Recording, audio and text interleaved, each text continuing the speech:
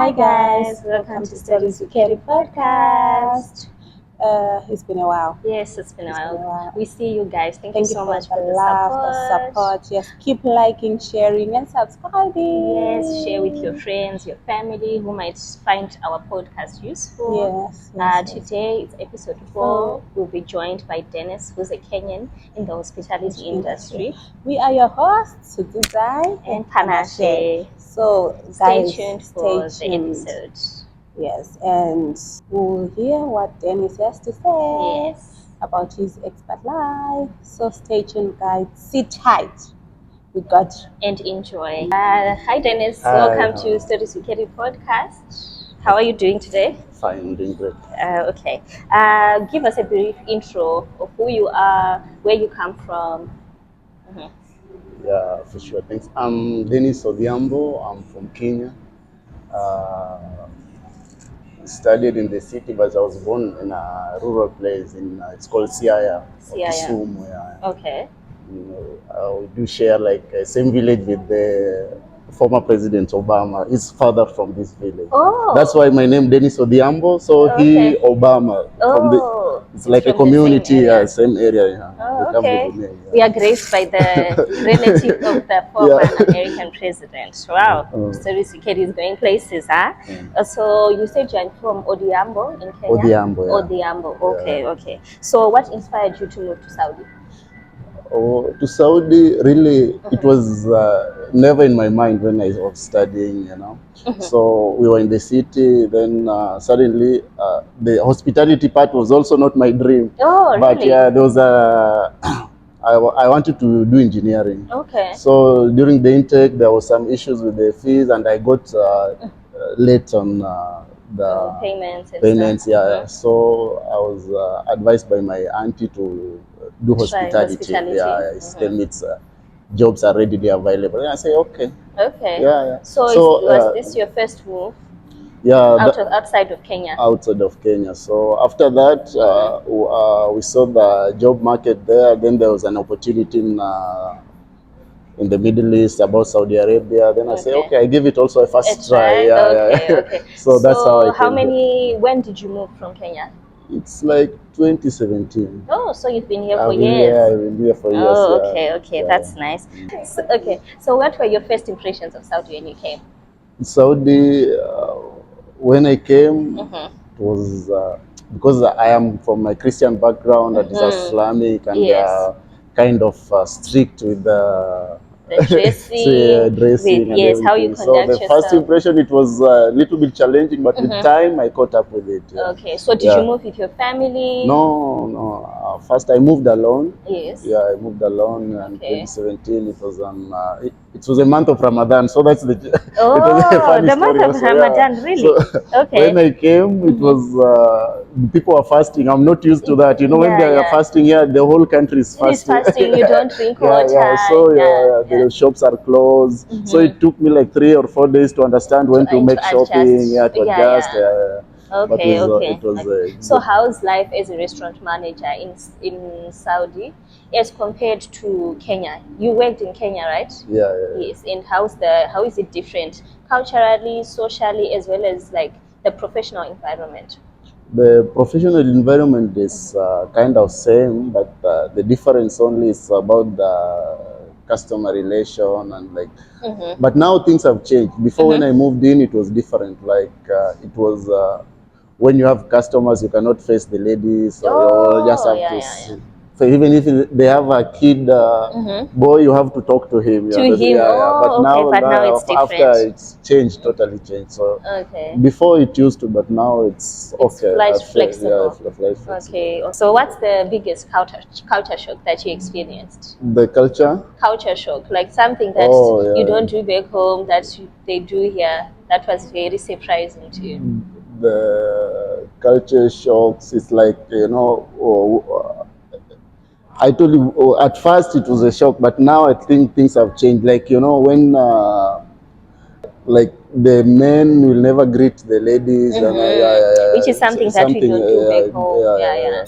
and before the sittings, you know, everywhere you go in the bank, you go in the buses, you go in the shops. There's always a lady separate session of ladies. Yeah. So is this the first?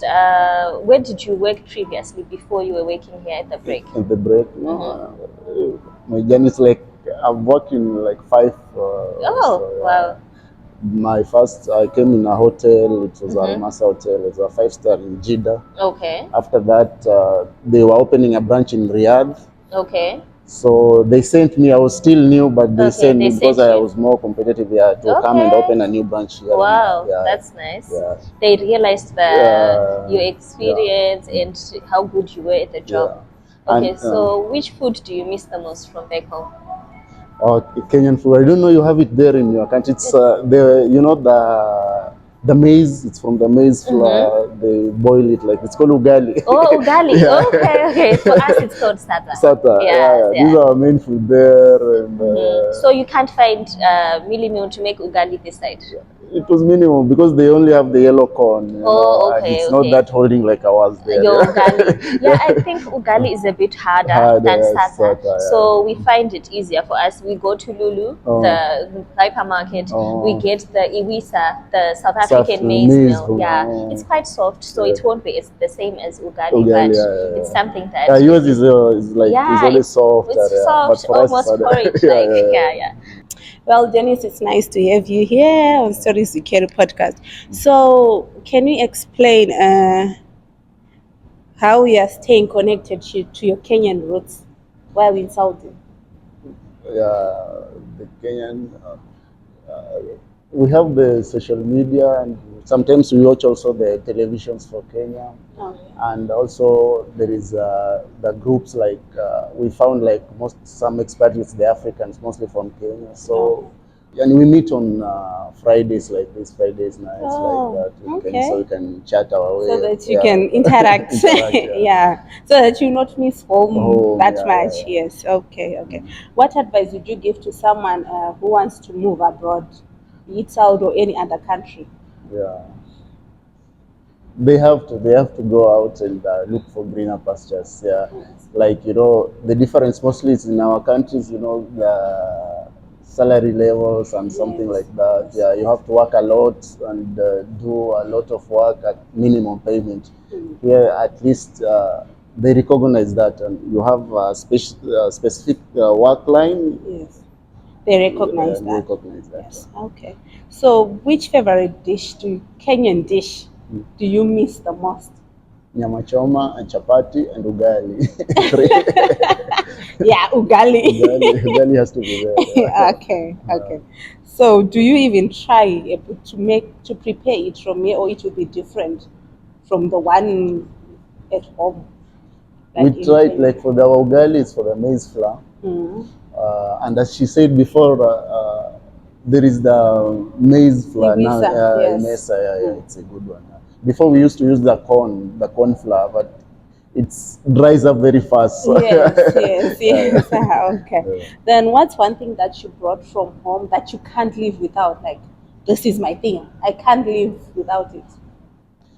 My Bible, and I'm a Catholic, my rosary. Okay.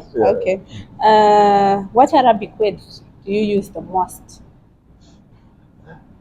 It's good now I know some Arabic, but from before it's been like it's Mafi when saying no. Mostly Mafi, because before you used to use all the you use everything and stuff for Allah for it's a sign for it's an expression when you're shocked or something like that. Okay. Then what's the funniest assumption that someone has made about Kenya?